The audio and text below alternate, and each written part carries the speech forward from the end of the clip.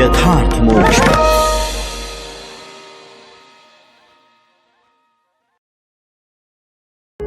यथार्थ मोक्ष प्रस्तुत कर रहा है अतुल्य संपूर्ण महाभारत। श्री महाभारतम गोहरण पर 37वां अध्याय। बृहन्नला को सारथी बनाकर राजकुमार उत्तर का रणभूमि की ओर प्रस्थान। वैशंपायन जी कहते हैं, जन्मेजय, कुमारी उत्तरा सोने की माला और मोरपंख का श्रृंगार धारण किए हुए थी। उसकी अंग कांति कमल दल की सी आभा वाली लक्ष्मी को भी लज्जित कर रही थी। उसकी कमर यज्ञ की वेदी के समान सूक्ष्म थी। शरीर से भी वह पतली ही थी। उसके सभी अंग शुभ लक्षणों से युक्त थे। उसने कटि प्रदेश में मणियों की बनी हुई विचित्र करधनी पहन रखी थी।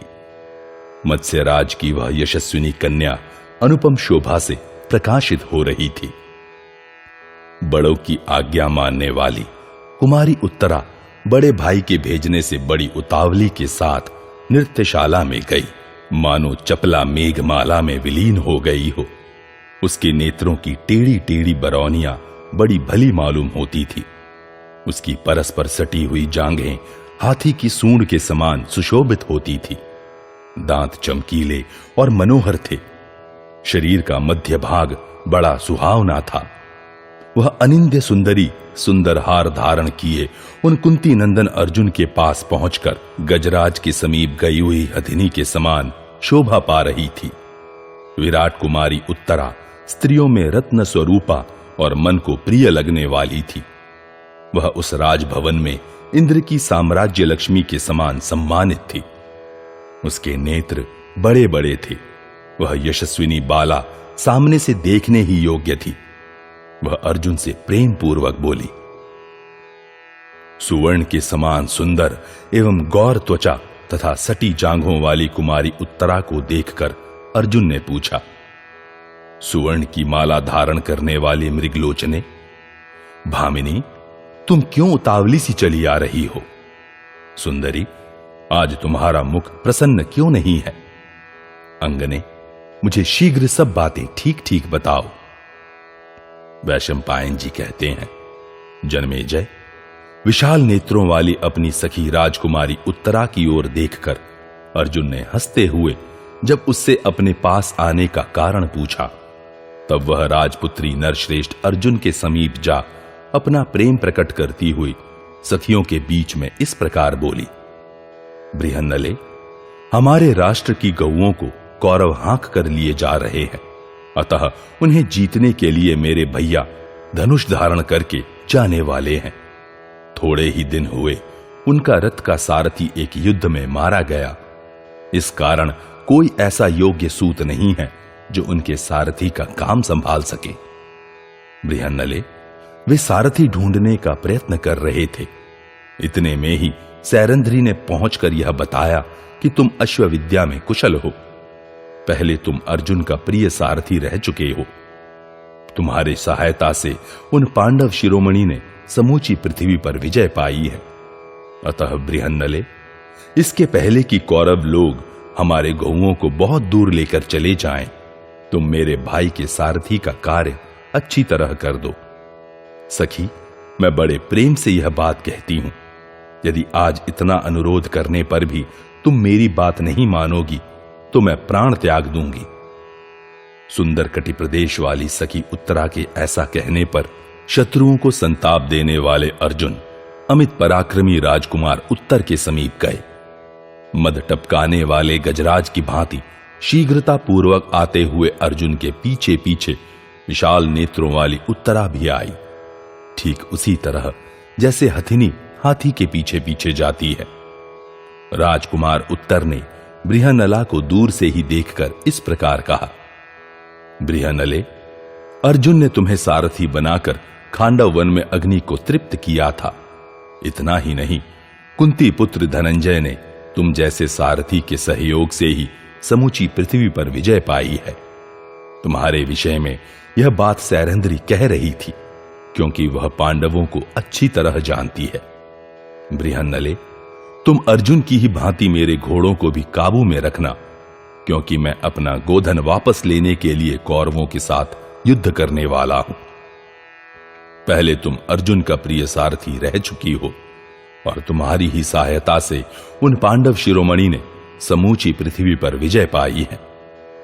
उसके ऐसा कहने पर बृहन्नला राजकुमार से बोली, भला मेरी क्या शक्ति है कि मैं युद्ध के मुहाने पर सारथी का काम संभाल सकूं? राजकुमार, आपका कल्याण हो। यदि गाना हो, नृत्य करना हो अथवा विभिन्न प्रकार के बाजे बजाने हो तो वह कर लूंगी। सारथी का काम मुझसे कैसे हो सकता है? उत्तर बोला, बृहन्नले, तुम पुनः लौटकर गायक या नर्तक जो चाहो बन जाना। इस समय तो शीघ्र ही मेरे रथ पर बैठकर श्रेष्ठ घोड़ों को काबू में करो। वैशंपायन जी कहते हैं, जन्मेजय, शत्रुओं का दमन करने वाले पांडुनंदन अर्जुन ने सब कुछ जानते हुए भी उत्तरा के सामने हंसी के लिए बहुत से अनभिज्ञता सूचक कार्य किए। वे कवच को ऊपर उठाकर शरीर में डालने लगे। यह देखकर वहां खड़ी हुई बड़े बड़े नेत्रों वाली राजकुमारियां हंसने लगी। बृहन्नला को भूल करती देख राजकुमार उत्तर ने स्वयं ही उसे बहुमूल्य कवच धारण कराया।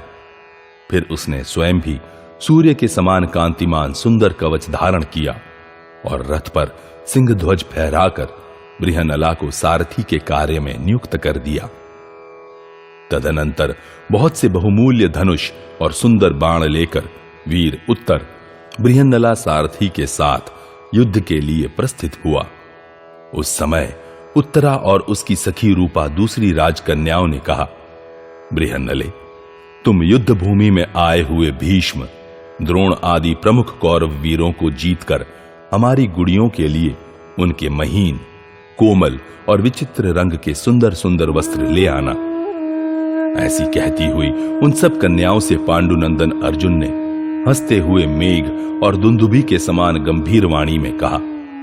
बृहन्नला बोली, यदि ये राजकुमार उत्तर रणभूमि में उन महारथियों को परास्त कर देंगे तो मैं अवश्य उनके दिव्य और सुंदर वस्त्र ले आऊंगी। वैशंपायन जी कहते हैं, जन्मेजय, ऐसा कहकर शूरवीर अर्जुन ने भांति भांति की ध्वजा पताकाओं से सुशोभित कौरवों की ओर जाने के लिए घोड़ों को हाँक दिया। बृहन्नला के साथ उत्तम रथ पर बैठे हुए महाबाहु उत्तर को जाते देख स्त्रियों, कन्याओं तथा उत्तम व्रत का पालन करने वाले ब्राह्मणों ने उसकी दक्षिणावर्त परिक्रमा की। तत्पश्चात स्त्रियां और कन्याएं बोली, बृहन्नले, वृषभ के समान गति वाले अर्जुन को पहले खांडव वनदाह के समय जैसा मंगल प्राप्त हुआ था, आज युद्ध में कौरवों के पास पहुंचने पर राजकुमार उत्तर के साथ तुम्हें वैसा ही मंगल प्राप्त हो। इस प्रकार श्री महाभारत विराट पर्व के अंतर्गत गोहरण पर्व में उत्तर दिशा की ओर से गौओं के अपहरण के प्रसंग में राजकुमार उत्तर का युद्ध के लिए प्रस्थान विषयक 37वां अध्याय पूरा हुआ। 38वां अध्याय उत्तर कुमार का भय और अर्जुन का उसे आश्वासन देकर रथ पर चढ़ाना। वैशंपायन जी कहते हैं, जन्मेजय, राजधानी से निकलकर विराट कुमार उत्तर ने सर्वथा निर्भय हो सारथी से कहा, बृहन्नले, जहां कौरव गए हैं उधर ही रथ ले चलो। मैं यहां विजय की आशा से एकत्र होने वाले समस्त कौरवों को परास्त करके उनसे अपनी गौएं वापस ले शीघ्र अपने नगर में लौट आऊंगा। तब पांडुनंदन अर्जुन ने उत्तर के उत्तम जाति के घोड़ों को हाँका और उनकी बाग ढीली कर दी। नरश्रेष्ठ अर्जुन के हाँकने पर सोने की माला पहने हुए वे घोड़े हवा के समान वेग से चलने लगे, मानो आकाश में अपनी टाप अड़ाते हुए रथ लिए उड़े जा रहे हों। थोड़ी ही दूर जाने पर शत्रुहंता विराट पुत्र उत्तर और धनंजय ने महाबली कौरवों की विशाल सेना देखी। शमशान भूमि के समीप जाकर उन्होंने कौरवों को पा लिया। वे दोनों उस शमी वृक्ष के आसपास सब ओर सेना का व्यू बनाकर खड़े हुए कौरव सैनिकों की ओर देखने लगे। उनकी वह विशाल वाहिनी समुद्र के समान जान पड़ती थी। जब वह चलती तब ऐसा जान पड़ता था मानो आकाश में असंख्य वृक्षों से भरा हुआ वन चल रहा हो। कुरुश्रेष्ठ जन्मेजय, कौरव सेना के चलने से ऊपर उठी हुई धरती की धूल अंतरिक्ष को छूती सी दिखाई देती थी। उसके कारण समस्त प्राणियों की दृष्टि का लोप सा हो गया था। किसी को कुछ सूझ नहीं पड़ता था। वह भारी सेना हाथी, घोड़ों एवं रथों से भरी हुई थी। कर्ण, दुर्योधन, कृपाचार्य, भीष्म, अश्वत्थामा और महान धनुर्धर एवं परम बुद्धिमान द्रोण उसकी रक्षा कर रहे थे। उसे देखकर विराट पुत्र उत्तर के रोंगटे खड़े हो गए। उसने भय से व्याकुल होकर अर्जुन से कहा। उत्तर बोला, बृहनले, मुझ में कौरवों के साथ युद्ध करने का साहस नहीं है, क्योंकि देखो, भय के कारण मेरे रोए खड़े हो गए हैं। इस सेना के भीतर बहुतेरे बड़े बड़े वीर हैं। यह बड़ी भयानक जान पड़ती है। इसे परास्त करना तो देवताओं के लिए भी अत्यंत कठिन है। कौरवों की सेना का कहीं अंत नहीं है। मैं इसका सामना नहीं कर सकता। भयानक धनुष वाली भरतवंशियों की इस विशाल वाहिनी में प्रवेश करना तो दूर रहे, मैं उसके संबंध में बात भी नहीं कर सकता। रथ, हाथी और घोड़ों से यह कौरव दल खचाखच भरा हुआ है।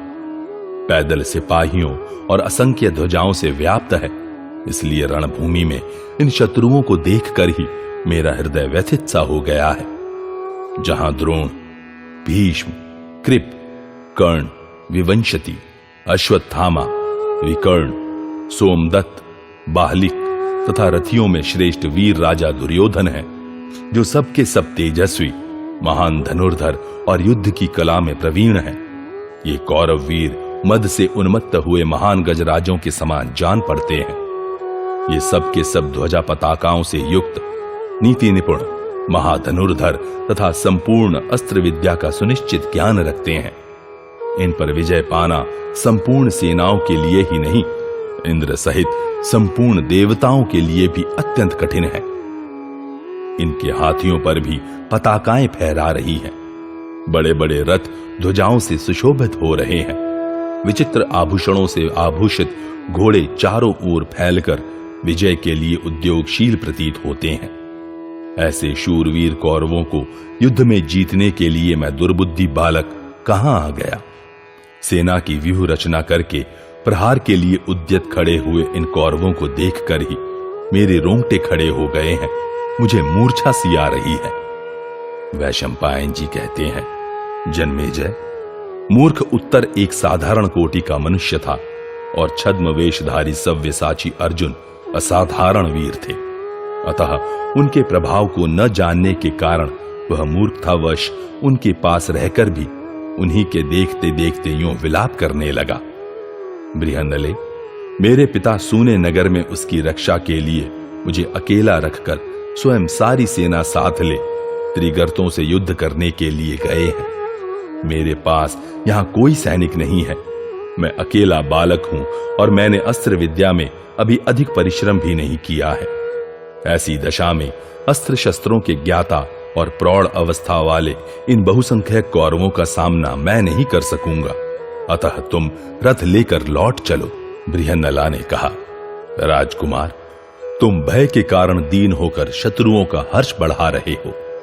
अभी तो शत्रुओं ने युद्ध के मैदान में कोई पराक्रम भी नहीं प्रकट किया है। तुमने स्वयं ही कहा था कि मुझे कौरवों के पास ले चलो। अतः जहां ये बहुत सी ध्वजाएं फहरा रही हैं, वहीं तुम्हें ले चलूंगी। महाबाहु, जैसे गीध मांस पर टूट पड़ते हैं, उसी प्रकार जो गौओं को लूटने के लिए यहां आए हैं, उन आतताई कौरवों के बीच तुम्हें ले चलती हूं। यदि ये पृथ्वी के लिए भी युद्ध ठानेंगे तो उसमें भी मैं तुम्हें ले चलूंगी। तुम स्त्रियों और पुरुषों के बीच कौरवों को हराकर अपने गोधन को वापस लाने की प्रतिज्ञा करके पुरुषार्थ के विषय में अपनी श्लाघा करते हुए युद्ध के लिए निकले थे। फिर अब क्यों युद्ध नहीं करना चाहते? यदि उन गौओं को बिना जीते ही तुम घर लौटोगे तो वीर पुरुष तुम्हारी हंसी उड़ाएंगे और यत्र तत्र स्त्रियां और पुरुष एकत्र हो तुम्हारा उपहास करेंगे। मैं भी सैरंध्री के द्वारा सारथ्य के कार्य में कुशल बताई गई हूं। अतः अब गौओं को जीतकर वापस लिए बिना मैं नगर में नहीं जा सकूंगी। सैरंध्री और तुमने भी बड़ी बड़ी बातें कहकर मेरी बहुत स्तुति प्रशंसा की है, फिर संपूर्ण कौरवों के साथ मैं ही क्यों ना युद्ध करूं? तुम दृढ़तापूर्वक डट जाओ। उत्तर बोला, बृहन्नले, भारी संख्या में आए हुए कौरव भले ही मत्स्य देश का सारा धन इच्छानुसार हर ले जाएं, स्त्रियां अथवा पुरुष जितना चाहें मेरा उपहास करें तथा मेरी गौएं भी चली जाएं, किंतु इस युद्ध में मेरा कोई काम नहीं है। मेरा नगर सूना पड़ा है, मैं पिताजी से डरता हूं। वैशंपायन जी कहते हैं, जन्मेजय, ऐसा कहकर मान और अभिमान को त्याग कर बाण सहित धनुष को वहीं छोड़कर कुंडलधारी राजकुमार उत्तर रथ से कूद पड़ा और भयभीत होकर भाग चला। तब बृहन्नला ने कहा, राजकुमार, क्षत्रिय का युद्ध से भागना शूरवीरों की दृष्टि में धर्म नहीं है। युद्ध करके मर जाना अच्छा है, किंतु भयभीत होकर भागना कदापि अच्छा नहीं है। वैशंपायन जी कहते हैं, राजन, ऐसा कहकर कुंती नंदन धनंजय भी उस उत्तम रथ से कूद पड़े और भागते हुए राजकुमार को पकड़ने के लिए अपनी लंबी चोटी हिलाते और लाल रंग की साड़ी एवं दुपट्टे को फहराते हुए उसके पीछे पीछे दौड़े। उस समय चोटी हिला हिलाकर दौड़ते हुए अर्जुन को उस रूप में देखकर उन्हें न जानने वाले कुछ सैनिक ठहाका मारकर हंसने लगे। उन्हें शीघ्र गति से दौड़ते देख कौरव आपस में कहने लगे, यह कौन है जो राख में छिपी हुई अग्नि की भांति नारी के वेश में छिपा है? इसकी कुछ बातें तो पुरुषों जैसी हैं और कुछ स्त्रियों जैसी। इसका स्वरूप तो अर्जुन से मिलता जुलता है, किंतु वेशभूषा इसने नपुंसकों जैसी बना रखी है। देखो ना, वही अर्जुन जैसा सिर है, वैसी ही ग्रीवा है, वे ही परिघ जैसी मोटी भुजाएं हैं और उन्हीं के समान इसकी चाल ढाल है। अतः यह अर्जुन के सिवा दूसरा कोई नहीं है। मनुष्यों में धनंजय का वही स्थान है जो देवताओं में इंद्र का है। संसार में अर्जुन के सिवा दूसरा कौन वीर है जो अकेला हम लोगों का सामना करने के लिए चला आए? विराट के सूने नगर में उनका एक ही पुत्र देख रेख के लिए रह गया था, सो यह बचपन के कारण हमारा सामना करने के लिए चला आया, अपने पुरुषार्थ से प्रेरित होकर नहीं। निश्चय ही कपट वेश में छिपे हुए कुंती पुत्र अर्जुन को अपना सारथी बनाकर उत्तर नगर से बाहर निकला था। मालूम होता है हम लोगों को देखकर यह बहुत डर गया है, इसीलिए भागा जाता है, और ये अर्जुन अवश्य ही उस भागते हुए राजकुमार को पकड़ लेना चाहते हैं। वैशंपायन जी कहते हैं, भारत, इस प्रकार सभी कौरव अलग अलग विचार विमर्श करते थे, किंतु छद्मवेश में छिपे हुए पांडुनंदन अर्जुन तथा उत्तर को देखकर भी वे किसी निश्चय पर नहीं पहुंच पाते थे। उस समय दुर्योधन ने रथियों में श्रेष्ठ समस्त सैनिकों से इस प्रकार कहा, अर्जुन, श्री कृष्ण, बलराम और प्रद्युम्न भी संग्राम भूमि में हम लोगों का सामना नहीं कर सकते। यदि कोई दूसरा मनुष्य ही हिजड़े का रूप धारण करके इन गौओं के स्थान पर आएगा तो मैं उसे अपने तीखे बाणों से घायल करके धरती पर सुला दूंगा। यह उन वीरों में से ही कोई एक हो तो भी अकेला समस्त कौरवों के साथ कैसे युद्ध कर सकता है? उधर यह अर्जुन ही तो नहीं है। नहीं, वे नहीं जान पड़ते। इस प्रकार आपस में मंत्रणा करते हुए समस्त कौरव महारथी अर्जुन के विषय में कोई निश्चय नहीं कर पाते थे। उनका पराक्रम इंद्र के समान है। वे दृढ़ता पूर्वक शत्रुओं का वेधन करने वाले हैं। यदि वे ही आज युद्ध करने के लिए आ रहे हैं तब तो समस्त सैनिकों का जीवन संशय में पड़ गया है। वे इस मनुष्य को वहां अर्जुन से भिन्न भी नहीं निश्चित कर पाते थे। उधर अर्जुन ने भागते हुए उत्तर का पीछा करके 100 कदम दूर जाते जाते उसके केश पकड़ लिए। अर्जुन के द्वारा पकड़ लिए जाने पर विराट पुत्र उत्तर बड़ी दीनता के साथ आर्त की भांति विलाप करने लगा। उत्तर बोला, सुंदर कटी वाली कल्याणमयी बृहन्नले, तुम मेरी बात सुनो। मेरे रथ को शीघ्र लौटाओ, क्योंकि मनुष्य जीवित रहे तो वह अनेक बार मंगल देखता है। मैं तुम्हें शुद्ध सुवर्ण की 100 मोहरें देता हूं, साथ ही अत्यंत प्रकाशमान स्वर्ण जटित 8 वैदुर्य मणियां भेंट करता हूं। इतना ही नहीं, उत्तम घोड़ों से जुते हुए तथा सुवर्णमय दंड से युक्त एक रथ और 10 मतवाले हाथी भी दे रहा हूं। बृहन्नले, यह सब ले लो, किंतु तुम मुझे छोड़ दो। वैशंपायन जी कहते हैं, जन्मेजय, उत्तर इसी प्रकार की बातें कहता और विलाप करता हुआ अचेत हो रहा था। पुरुष सिंह अर्जुन उसकी बातों पर हंसते हुए उसे रथ के समीप ले आए। जब वह भय से आतुर होकर अपनी सुध बुध खोने लगा, तब अर्जुन ने उससे कहा, शत्रुनाशन, यदि तुम्हें शत्रुओं के साथ युद्ध करने का उत्साह नहीं है तो चलो, मैं उनसे युद्ध करूंगा। तुम मेरे घोड़ों की बागडोर संभालो, तुम मेरे बाहुबल से सुरक्षित हो इस रथ सेना की ओर चलो, जो महारथी वीरों से सुरक्षित, घोर एवं अत्यंत दुर्धर्ष है। राजपुत्र शिरोमणि, भयभीत न हो। शत्रुओं को संताप देने वाले वीर, तुम क्षत्रिय हो। पुरुष सिंह, तुम शत्रुओं के बीच में आकर विषाद कैसे कर रहे हो? देखो, मैं इस अतीव दुर्धर्ष तथा दुर्गम रथ सेना में घुसकर कौरवों के साथ युद्ध करूंगा और तुम्हारे पशुओं को जीत लाऊंगा। नरश्रेष्ठ, तुम केवल मेरे सारथी बनकर बैठे रहो। इन कौरवों के साथ युद्ध तो मैं करूंगा। भरत श्रेष्ठ जन्मेजय, प्रहार करने वालों में श्रेष्ठ और कभी परास्त न होने वाले कुंती पुत्र अर्जुन ने ऐसी बातें कहकर विराट कुमार उत्तर को 2 घड़ी तक भलीभांति समझाया बुझाया। तत्पश्चात युद्ध की कामना से रहित, भय से व्याकुल और भागने के लिए छटपटाते हुए उत्तर को उन्होंने रथ पर चढ़ाया। अर्जुन अपने गांडीव धनुष को लाने के लिए पुनः उस शमी वृक्ष की ओर गए। उन्होंने उत्तर को समझा बुझाकर सारथी बनने के लिए राजी कर लिया था। इस प्रकार श्री महाभारत विराट पर्व के अंतर्गत गोहरण पर्व में उत्तर दिशा से गौओं के अपहरण के प्रसंग में उत्तर के आश्वासन से संबंध रखने वाला 38वां अध्याय पूरा हुआ।